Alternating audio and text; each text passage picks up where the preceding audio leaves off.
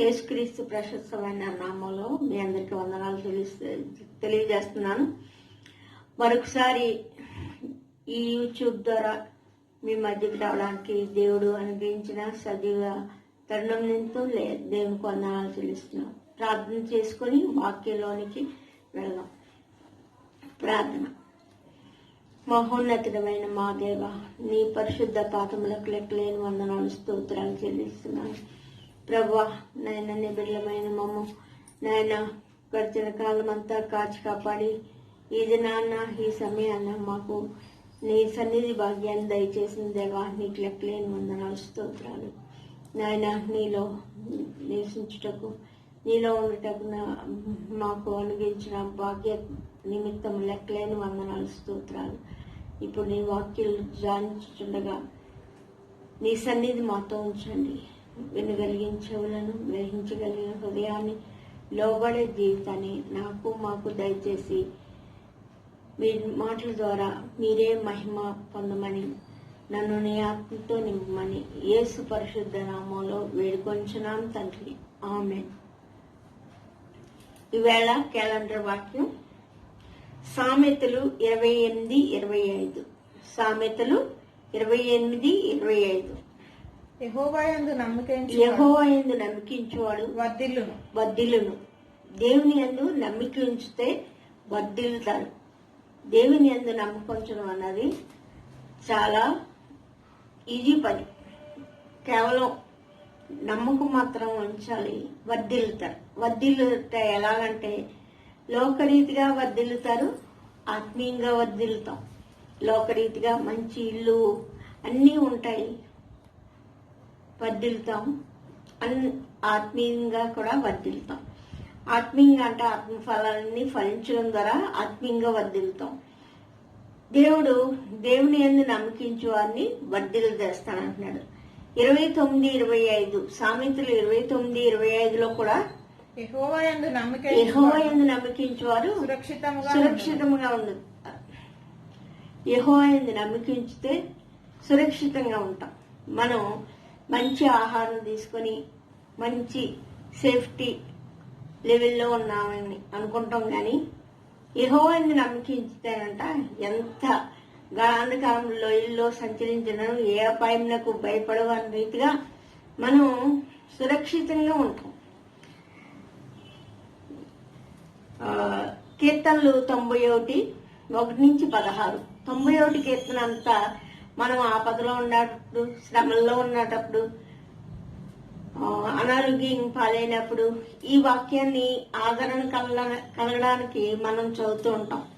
ఎక్కువ 97వ కీర్తన చదివితే ఎంతో ఆదరణ కలుగుతుంది. శ్రమల్లో, కష్టాల్లో, అనారోగ్య పరిస్థితుల్లో ఎవరికి ఎప్పుడు ఎలా అవసరమో అలా అన్ని వాక్యాలు దానిలో ఉంది. ఎవరికంటే మహోన్నతిని చాటు నివసించేవాడే. ఎవరికి? అందరికీ కాదు. మహోన్నతిని చాటు నివసించేవాడే సర్వశక్తిని నీడను విశ్రమించేవాడు. అతనికి జరిగే కాపుదల ఇంత కాదు. ఎప్పుడు మధ్యాహ్నం మందు పాడుచే రోగములకైనను, రాత్రి వేళ కలుగు రోగములకైనను, పగటి వేళ బాణములకైనను, చీకట్లో సంచరించే తెగులకైనను నీవు భయపడుకుందు. మనం అంత ధైర్యంగా ఉంటాం. ఎలా అంటే కాపుదల. ఆయన దూతలకు ఆజ్ఞాపించి ఆయన చేతుల మీద ఎత్తుకుంటారు, ఏ అపాయం కలుగుదంటారు. అలాగా ఎంత అంటే శ్రమలో నీకు తోడే అంటాను. నీవు మొరపెట్టినప్పుడు నేను ఉత్తరం ఇస్తాను, దీర్ఘాయుషు ఇస్తాను, రక్షణ చూపిస్తానన్నాడు. ఇంత ఆదరణ కల వాక్యం కేవలం దేవుని ఆశ్రయిస్తే, దేవుని నమ్ముకుంటే మనకు కలుగుతుంది. కీర్తన 33:18. కీర్తన 33:18. వారి ప్రాణమును మరణము నుండి తప్పించుటకును కరువులో వారిని సజీవులుగా కాపాడుటకును యెహోవా దృష్టి ఆయన యందు భయభక్తులు గల వారి మీదను ఆయన కృప కొరకు కనిపెట్టు వారి మీదను నిల్చుచున్నది.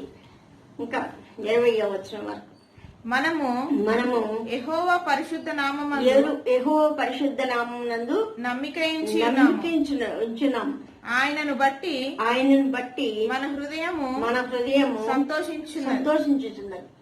దేవుని యందు నమ్మకిస్తే మనకి పైన కలిగిన కాపుదల కలుగుతుంది. దేవుడు మనకి ఆశ్రయం దుర్గమునై అంటాడు. దేవుడిచ్చే కాపుదల బహు శ్రేష్టమైనది. ఆయన యందు నమ్మకించు వారికి దేవుడిచ్చే కాపుదల ఎంత గొప్పగా ఉంటుందో చూసారా. కీర్తన 39:7. ప్రభువా నేను దేని కొరకు కనిపెట్టుకుందును నిన్నే నేను నమ్ముకొని దావీదు చెప్తున్నాడు తన కష్టంలో. నేను నిన్నే నమ్ముకున్నాను. నాకు ఎంతో మంది కాపుదలు ఇచ్చేవారు ఉండొచ్చు, కానీ నిన్నే నమ్ముకున్నానని దావీదు చెప్తున్నాడు. దావీదు మహారాజు అయినప్పటికీ తన ప్రార్థనలో దేవా నిన్నే నమ్ముకుని, ఆయన దావీదుకి తెలుసు ఆయన నమ్ముకుంటే వర్ధిల్లుతామని, ఆయన నమ్ముకుంటే సురక్షితంగా ఉంటామని దావీదు తెలుసు. అబ్రహాము దేవుణ్ణి నమ్మాడు గనక అది అతనికి నీతిగా ఎంచబడిన. అబ్రహాము కేవలం నమ్మాడు, అది అతనికి నీతిగా ఎంచబడింది. ఇస్సాకు దేవుణ్ణి నమ్మాడు, అంతకంతకు వర్ధిల్లాడు. ఇర్మియా 17:7 యెహోవాను నమ్ముకొని వాడు ధన్యుడు. యెహోవా వానికి ఆశ్రయంగా ఉండును. యెహోవాను నమ్ముకొని వాడు ధన్యుడు. అతనికి ఆశ్రయంగా ఉంటాడంట. ఆ 8వ వచనం కూడా చదువు. వాడు జలముల యొద్ద నాటబడినట్టు నుండును. అది కాలువల ఓరను దాని వేళ్లు తన్నును వెట్టగలిగినను దానికి భయపడదు. దాని ఆకు పచ్చగా ఉండును. వర్షము లేని సంవత్సరమున చింతనందదు. కాపు మానదు. దేవుని నమ్ముకున్న వాళ్ళకి ధన్యతలో ఎన్ని ఆశీర్వాదాలు ఉంటాయి. దానికి కాపు ఆగదట, ఆకు వాడదు. తన కాలమందు ఫలమిచ్చు చెట్టు వలె ఉంటది అని దేవుని వాక్యం సెలవిస్తుంది. ఇది హెబ్రీ 3:1-2 వచనాలు చదివితే, హెబ్రీ 3:1-2 వచనాలు. ఇందువలన పరలోక సంబంధమైన పిలుపులో పాలు పొంది పరిశుద్ధ సహోదరులారా మనము ఒప్పుకొనిన దానికి అపోస్తలుడును ప్రధాన యాజకుడైన యేసు మీద లక్ష్యముంచుడి. ఇక్కడ చెప్తున్నాడు. అపోస్తలుడైన పౌలు హెబ్రీయుల రాసిన పత్రికలో యేసు మీద లక్ష్యం ఉంచుడి. తర్వాత 2వ వచనం, దేవుని ఇల్లంతటిలో మోషే నమ్మకముగా ఉన్నట్లు ఈయన కూడా అంటే యేసుక్రీస్తు కూడా తన్ను నియమించిన వానికి నమ్మకముగా ఉండేది. అంతే తండ్రి అయిన దేవునికి కుమారుడైన యేసుక్రీస్తు కూడా నమ్మకంగా ఉన్నాడు. దేవుని యెహోవాను నమ్ముకునే వారు వర్ధిల్లుతారు, వాళ్ళు సురక్షితంగా ఉంటారు అని ఈ వాక్యం మరొకసారి మనకి చెప్తుంది. కీర్తన 37:5. కీర్తన 37వ అధ్యాయం 5వ వచనం. నీ మార్గమును యెహోవాకు అప్పగింపు. నీవు ఆయనను నమ్ముకును, ఆయన నీ కార్యం నెరవేర్చును. యెహోవాను నమ్ముకుంటే ఇంకొక మేలు ఏంటంటే ఆయన మనం తలపెట్టిన కార్యం నెరవేరుతారు. మనం ఏవేవో ఆలోచిస్తాం, అవన్నీ ఆలోచనలన్నీ నెరవేరుతాయి. మన ఆలోచన వేరు, దేవుని ఆలోచన వేరు. మన తలంపులు వేరు, దేవుని తలంపులు వేరు. యెహోవాను నమ్ముకుంటే ఆయన మన కార్యం ఎంత మనుషులకు అసాధ్యమైనది దేవునికి సాధ్యమైనది. లాస్ట్ వీక్ చదువుకున్నాం. అలాగే దేవునికి ఆయన కార్యం నెరవేర్చే దేవుడుగా ఉన్నాడు కేవలం ఆయన నమ్ముకుంటేనే. 1 పేతురు 4వ అధ్యాయం 19వ వచనం. 1 పేతురు 4వ అధ్యాయం 19వ వచనం. కాబట్టి దేవుని చిత్త ప్రకారము బాధపడువారు సత్ప్రవర్తన గలవారై నమ్మకమైన సృష్టికర్తకు తమ ఆత్మలను అప్పగింపవలను. మనం నమ్మకం లేని వారు గాని నమ్మకమైన సృష్టికర్తకు మన ఆత్మలను అప్పగింపాలి. మన ఆత్మను దేవునికి అప్పగిస్తే ఆత్మ తానే మన పక్షంగా ప్రార్థన విజ్ఞాపనలు చేస్తాడు. గనుక మన ఆత్మలను ఎప్పుడు సృష్టికర్తకు అంటే దేవునికి మనం సమర్పించుకోవాలి. మనం సమర్పించుకున్నప్పుడు అలాంటి సమయంలో దేవుడు ఎంతో మేలు చేస్తాడు. నమ్మకమైన సృష్టికర్తకు మన ఆత్మలను అప్పగించుకోవాలి. ప్రకటన 19:11 వచ్చిన మరియు పరలోకము తెరవబడి ఉండుటయు చూచి తిని అప్పుడు అదిగో తెల్లని గుర్రం ఒకటి కనబడెను. దాని మీద కూర్చుండి ఉన్నవాడు నమ్మకమైన వాడు సత్యవంతుడు అను నామము గలవాడు. దేవుడు యెహోవా యోహాను దర్శనంలో దేవుని చూస్తున్నాడు. అతను ఎలాంటి వాడంట? నమ్మకమైన వాడును సత్యవంతుడు. అలాంటి అతను గుర్రం మీద కూర్చొని ఉండట చూస్తున్నాడు. దేవుడు నమ్మదగిన వాడు, సత్యవంతుడు. ఆయన మాట తప్పని వాడు, మాట నెరవేర్చే దేవుడు. గనుక దేవుని నమ్ముకుంటే మనకి అంతా మేలే. దేవుని నమ్ముకునే వారికి వర్ధిల్లుతారు, సురక్షితంగా ఉంటారు. గనుక దేవుని నమ్ముకునే వారికి కార్యములన్నీ నెరవేర్తాయి. గనుక దేవుని నమ్ముకోవాలి. దేవుని నమ్ముకునే వాడు ఈ లోకంలో ఏ సంపాదించకపోయినా సరే పరలోకంలో స్థానం సంపాదిస్తాడు. అది గుర్తుంచుకొని మనం నమ్మకత్వాన్ని నిలుపుకోవాలి. దేవుని నమ్ముకున్నవాడు సురక్షితంగా ఉంటాడు. యోహాను సువార్త 11:40. అందుకు యేసు నీవు నమ్మిన ఎడల దేవుని మహిమను చూతు. అక్కడ ఈ సందర్భం ఏంటంటే లాజరు చనిపోయాడు, రోగి అయి ఉన్నప్పుడు. తర్వాత చనిపోయాడు. 3 రోజులు సమాధిలో ఉన్నాడు. 4వ దినాన యేసు అక్కడ వచ్చాడు.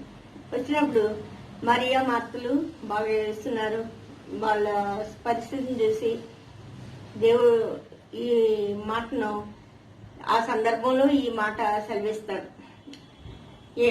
11:40. నీవు నమ్మిన ఎడల దేవుని మహిమను చూతు. మనం కేవలం నమ్మితే దేవుని మహిమను చూస్తాం. మనం ప్రార్థన చేసినప్పుడు ప్రతిదీ నమ్మి ప్రార్థన చేయాలి. ప్రభువా నాకు ఉద్యోగం దయచేయి, ప్రభువా ఆరోగ్యం దయచేయి, ప్రభువా అద్దెచ్చి ఇద్దెచ్చి అంటాం. ప్రతిదీ చేస్తాడో చేయడో అనే అనుభవంతో చేయకూడదు. ప్రతిదీ నమ్మకంగా చేసినప్పుడు నమ్మిన వాడు దేవుని మహిమను చూస్తాడని చెల్లించాడు. కీర్తన 13:5 కూడా నమ్మకత్వం గురించి ఉంది. నేనైతే నీ కృపయందు నమ్మికించున్నాను. దావీదు చెప్తున్నాడు, నేనైతే ఎవరు ఏం చేసినా చేయకపోయినా నేనైతే నీ కృపయందు నమ్మికించున్నాను. దేవుని కృప ఎలాంటిదంటే అది జీవం కంటే ఎత్తైనది. దేవుని కృప ఎలాంటిదంటే ఆకాశం భూమి కంటే దేవుని యందు భయభక్తులు గల వారి ఎలా ఆయన కృప హెచ్చుగా ఉన్నది. గనక అలాంటి కృపయందు నమ్మికించున్నాడు దేవుడు. ఆయన కృపయందు నమ్మికించడం అంటే ఆయన యందు నమ్మికించిన వారు వర్ధిల్లుతారు, వాళ్ళు సురక్షితంగా ఉంటారు. కీర్తన 25:2. నా దేవా నీ యందు నమ్మికించున్నాను, నన్ను సిగ్గుపడనీయకము.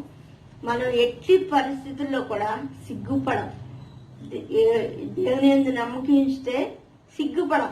మన క్రైస్తవులని చెప్పుకోవడానికి ఏమీ పడకూడదు. మనం ఎలాంటి వారం అంటే జీవం గల దేవుని సేవిస్తున్నాం. గనుక మనం దేవుని నమ్ముకుంటే సిగ్గుపడం. కీర్తన 55:23. కీర్తన 55:23. దేవా దేవా నాశన కూపంలో నుండి నీవు వారిని పడవేయుదు. 23వ వచనం 55వ కీర్తన 23. దేవా దేవా నాశన కూపంలో నీవు వారిని పడవేయుదు. రక్తాపరాధములు వంచకులను సగము కాలమైన బ్రతుకులు. నేనైతే నీయందు నమ్మికించున్నాను. ఎవరు ఎలా నశించిపోయినా సరే దావీదు చెప్తున్నాడు, నేనైతే నీయందు నమ్మికించున్నాను. యెహోవా యందు నమ్మికించితే వర్ధిల్లుతారు. యెహోవా యందు నమ్మికించాడు సురక్షితంగా ఉంటాడు అని సొలొమోన్ జ్ఞాని అని సొలొమోన్ రాశాడు. అలాగే మనం దేవుని యందు నమ్మికించాలి. హెబ్రీ 11:6. విశ్వాసం లేకుండా దేవునికి ఇష్టడయ్యుండుట అసాధ్యం. విశ్వాసం నమ్మకం రెండు ఒకలాంటివే. కాలు పిల్లల లాంటివి. విశ్వాసం ఉండాలి, నమ్మకం ఉండాలి. అది రెండు ఒకేలాంటివి. దేవుని యొద్దకు వచ్చేవాడు ఆయన ఉన్నాడని, తన్ను వెతుకు వారికి ఫలం దయచేయడం వాడని నమ్మవాలని కదా. తన్ను వెతుకు వారికి అంటే ఎవరైతే దేవుడు దేవుడు దేవుడు అంటారో వారికి ఫలం దయచేసేవాడు, వారికి ఫలం దయచేసేవారని నమ్మవాలని కదా. నమ్మాలి. ముందు నమ్మకం ఉంటే దేవుడు తప్పకుండా ప్రతిఫలం దయచేస్తాడు. మన కష్టాల్లో దేవుడు తోడుగా ఉంటాడు. కేవలం దేవుణ్ణి నమ్ముకున్న వారికి. నోవహు దేవుని నమ్మి వాడు తయారు చేశాడు. ఆ 8 మంది నోవహు కుటుంబంలో వాళ్ళు రక్షించబడ్డారు. జల ప్రళయం నుంచి తప్పించబడ్డారు. నోవహు యొక్క విశ్వాసం ఎంత గొప్పది చూసారా. నోవహు నమ్మకంగా మరి తను చేయమని వాడిని చేశాడు. వట్టి 6 నెలలను చేశాడు. తర్వాత జల ప్రళయం వచ్చి అంతా మునిగిపోయింది. నోవహు కుటుంబం రక్షించబడింది. అబ్రాహాము ఇదే నమ్మకంతో ఇస్రాయేల్ బలి ఇచ్చాడు. ఇస్సాకును బలి ఇచ్చాడు. నోవహు అబ్రాహాము ఇస్సాకును బలి ఇచ్చాడు. దేవుడు ఇచ్చిన కుమారుడు ఆ దేవుడే కాపాడతాడు అనుకున్నాడు. ఏమి ఆలోచించకుండా బలి ఇవ్వడానికి సిద్ధపడ్డాడు. ఆ బలి నుంచి తప్పించబడి ఒక గొర్రె అక్కడ సిద్ధంగా ఉంది, దాన్ని బలి ఇచ్చాడు. దానియేలు విశ్వాసంతో ప్రార్థన చేస్తుండగా ఆ సింహాల నోరు ముగిబడింది. అక్కడ దానియేలు రక్షించబడ్డాడు. దానియేలు మాత్రమే రక్షించబడడం కాదు, అక్కడ రాజ్యం అంతా దేవుణ్ణి నమ్ముకోవడానికి ఆస్కారమైంది. తర్వాత షడ్రక్ మేషక్ అబేద్నెగోలు కూడా దేవుణ్ణి నమ్ముకున్నారు. వాళ్ళు అగ్నిలో పడవేసిన అగ్ని వాళ్ళని కాల్చివేయలేదు. మరి అంతటి ఆశ్చర్యకరుడు, ఆలోచనకర్త. యెహోవాను నమ్ముకునేవాడు వర్ధిల్లుతాడు, సురక్షితంగా ఉంటాడు. దాని కనుక మనం కేవలం యెహోవాను నమ్ముకోవాలి. అన్నీ మన బంధువుల్ని, మన స్నేహితుల్ని, మన ఎంతో మందిని నమ్ముతాం, కానీ దేవుని నమ్ముకోవడం అనేది ముఖ్యమైనది. దేవుని వాక్యం సెలవిస్తుంది, యెహోవాను నమ్ముకునేవాడు వర్ధిల్లుతాడు, సురక్షితంగా ఉంటాడు. కనుక ఈ కరోనా సమయంలో దేన్ని నమ్మద్దు, మెడిసిన్ నమ్మద్దు, దేవుని నమ్మండి, దేవుని కృపను నమ్మండి, ఆయన్నే ఆశ్రయించండి. దేవుడి వాక్యం దీవించిన దాకా ఓ పాట పాడుకొని ప్రార్థన చేద్దాం.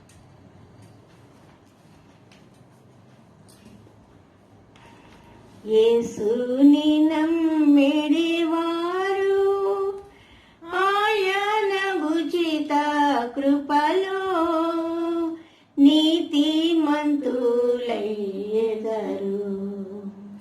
యేసుని నమ్మిడి వారు దేవుని ఆవరణములో వర్ధిల్లుచు నుండెదరు. దేవుని